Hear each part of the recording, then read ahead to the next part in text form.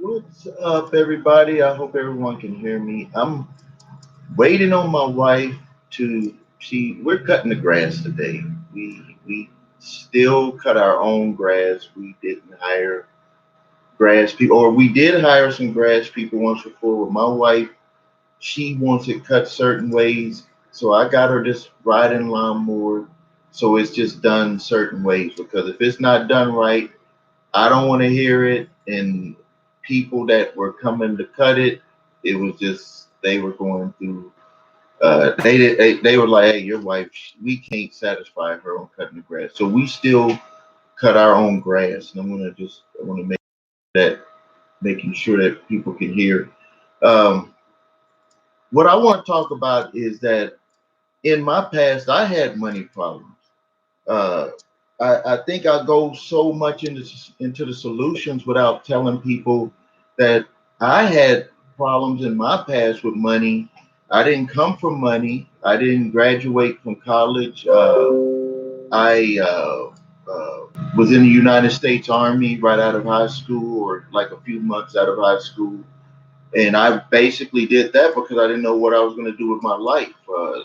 I've always tried business stuff, and I had some success with a network marketing company, Herbalife. And when I was 15 years old, I worked with that company, and I had worked right next to Larry. I think it was Larry Hughes. Those were people that were founding members of that company, and I had learned a lot from them. But I was still too young to understand. And the money that I made from that, I spent it. I blew it. Back then, people used to buy jewelry, gold jewelry, and stuff, and I was doing that.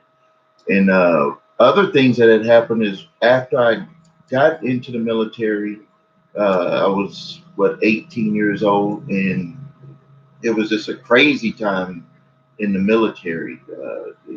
I learned a lot. I learned a lot of discipline, but it was nuts being in the military. I was drinking and partying, and then had to get up and exercise. And I was went to Germany. I went all over the place. Got to meet a lot of people, but I was only in the military for 3 years, and then got out and didn't know what I was going to do, and then met my wife, and we didn't have any money. We moved. She moved me up to Wisconsin. I wasn't from here. I was from Dallas, Texas. That's why you see that Cowboys helmet back there. I'm from Dallas, Texas. But we moved up to Wisconsin. We had a Nissan truck, $1,500 cash.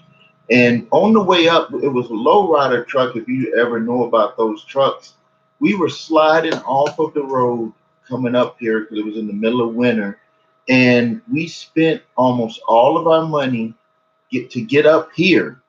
Spent almost all of our money to where we had to have a certain amount of money to put for a down, not a down payment, but the security deposit for a place we were going to stay at. And but the last night we had to spend in where we slept in the car because we just could not afford to pay for a hotel room. From El Paso all the way up to Wisconsin, if you look at that, that's a long trip. Just from Dallas, from El Paso to Dallas is a long trip. Think about going all the way up to Wisconsin. Look at the map. So we made it here. I got a third shift job as security guard at Carthage College. I was making $386 every 2 weeks. 350, I think $386 every 2 weeks. That's no joke. We were poor, very poor. My wife was working in the factory when she could get work.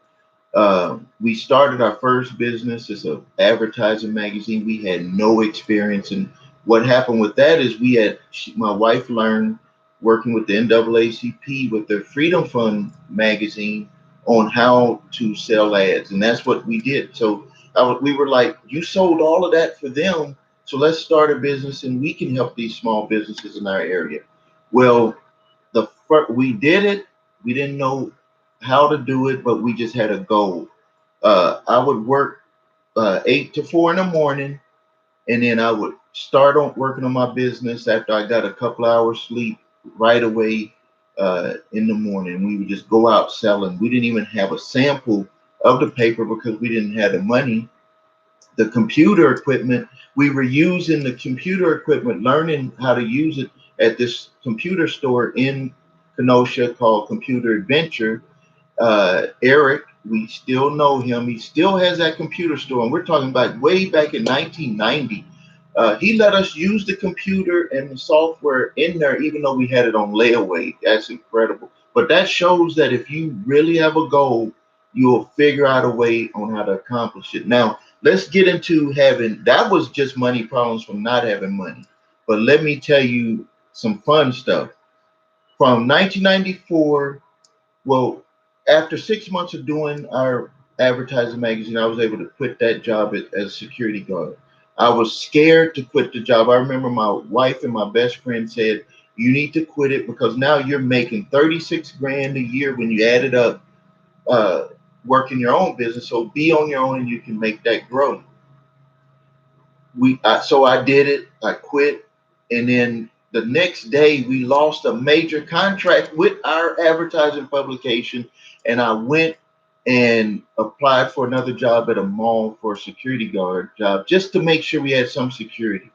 And the person hired me, and this is no joke. He hired me, and I said no. I apologize for wasting your time. I started a business. I got scared because we lost the contract, and I'm going to go back and give it my all for my business because I really apologize. And I left there and I came back home to my wife. We just got to give it our all. Let me tell you, by 1994, we were making $100,000 a year. $100,000 a year. We moved out to a farm, and my wife started a business that she always wanted to do, which was breeding and training Arabian horses. We were making, when you come from not having money and you're making it adding up to 100,000 a year, and this is a real 100,000 because when you own your own business, you get the write off, so you don't pay much in taxes when you own your own business. And then, but this is where everything collapsed is that when you have money and you didn't, and you see this with sports players and people that come into money, we didn't manage our money. We ended up just tearing up, buying everything. We had 6 cars, big horse trailer that was over $100,000, a big dually truck. And we made money even with the horse business, but we were just spending all of our money. We were just blowing it. So in 1994, Christmas 1994, my wife and I got together and we said we're going to pay off and get rid of stuff and settle and pay the differences on stuff. We just got to work our way out of it because we were making a lot of money, but I couldn't even send my mom $100 if she really needed it. It was just embarrassing because to have now everybody's looking at you and you got all of this stuff, nice cars, nice house, but you can't even do nothing because you're just wasting the money on junk, credit cards, and all that stuff. So from 1994 all the way to 1999, we got out of debt. We just did everything we could. We sold stuff, we downsized stuff, everything, and we got out of debt by 1999. And that was like an awakening for us with our family because we were able, after we did that, we were able to save so much money. We saw that we were blowing so much money. And but in between that time, it was a lot of ups and downs. I had even started another business and it had lost more money. So every business that I started didn't succeed. There was a lot of failures with business. A real estate deal that I did that just was a disaster. I mean, a disaster. I think I talked about it on one of my videos where the person that I was renting it, trying to rent it to a lady, and then one of my tenants below came up, walking up, and the lady ran off screaming, and I was like, "What's going on?"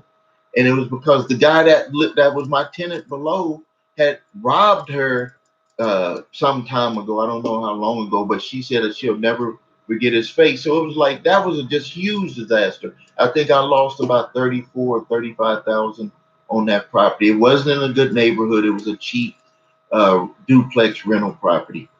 But by 1999, we had worked our way out of being in debt, and we were debt free, and we moved forward from there. And but there's always been ups and downs with our business. And then if we didn't make the decision to take care of it at that time, I don't know if I would be sitting where I am right now.